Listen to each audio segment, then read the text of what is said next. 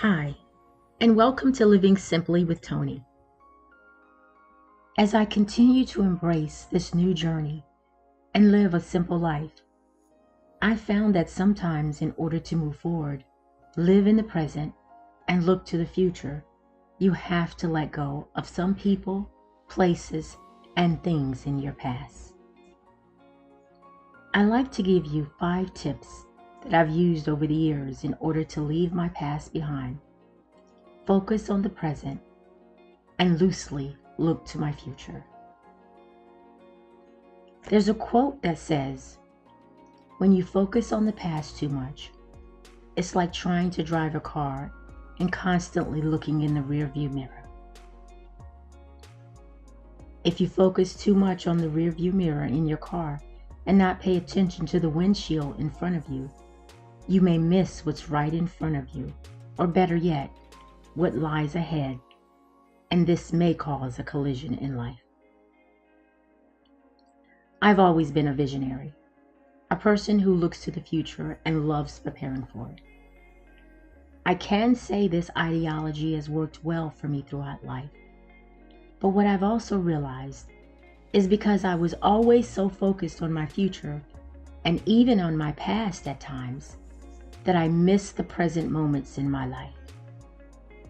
Yes, we should look to the future in life in order to prepare, but even the Bible teaches us that we should be more focused on the present than on the past or the future.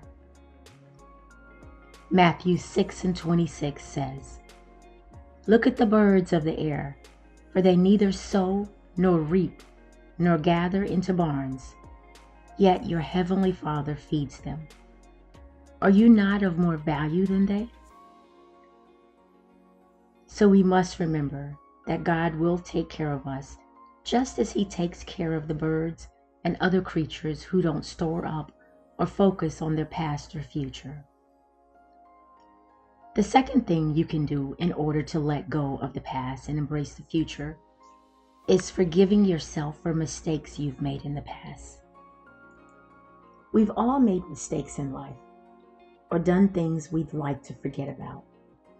But at some point, you have to give yourself grace and mercy. Show yourself some self-compassion and tell yourself, this is something I did when I didn't know any better, and now that I do, it's something I can grow from and try to correct and move on in life. God forgives us for our mistakes, and if God can forgive us, then we must learn to forgive ourselves. One thing I've learned in life is that our greatest command is to love others as we love ourselves.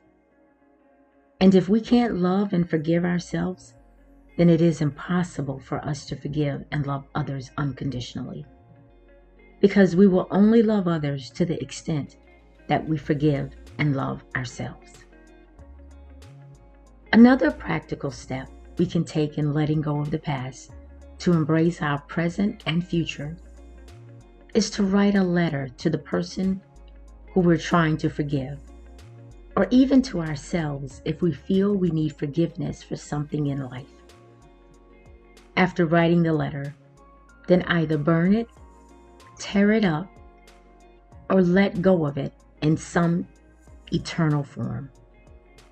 It is the process of releasing the thoughts and guilt that are held captive inside of us by writing them down that allows you to move on in life. Through writing letters and burning them, we can release the pain of old wounds and stale dreams.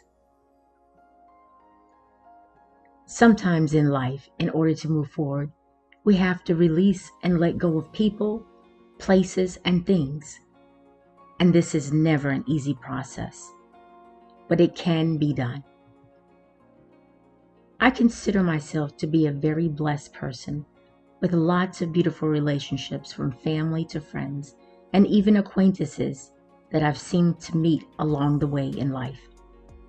But sometimes we have to understand and realize nothing in life is permanent, and even those relationships can come and sometimes they must go. I've had my share of those relationships that must go.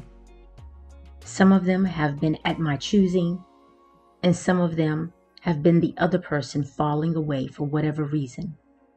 But all of them happened because that was the way God meant it to be. Ecclesiastes 3:1 says there is a time for everything and a season for every activity under the heavens. This verse can be used as a reference for many things in life, from there being a time and a season for planting, sowing, and reaping, to there being a time and a season for relationships to come and go in our lives. Nothing is permanent in life, and we shouldn't hold on to anything so tightly until we can't grow or embrace what is in store for us in the future. Some relationships will be difficult to let go of, and then there are those that just fall to the wayside and you might not even miss them. But either way, recognize and know when that season comes. And if letting go is your choice and you find it difficult, trust God to allow things to happen organically in the letting go process. Trusting God, or whoever your higher power may be, can definitely help you to also let go of the past and embrace your present and your future. For example, as a Christian, one of my favorite scriptures is Isaiah 43:18-19. Remember not the former things, nor consider the things of old. Behold, I am doing a new thing. Now it springs forth. Do you not perceive it? This verse encourages me to focus on the present and future and not the past. It reminds me that God is always doing a new thing with me and in me. So how do you manage to let go of your past and focus on the present and the future? I'd like to hear from you.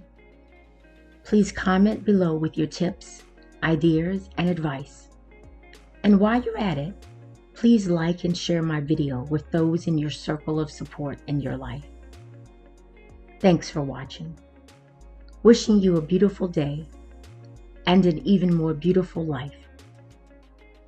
And remember, sometimes you have to live simply in order to simply live.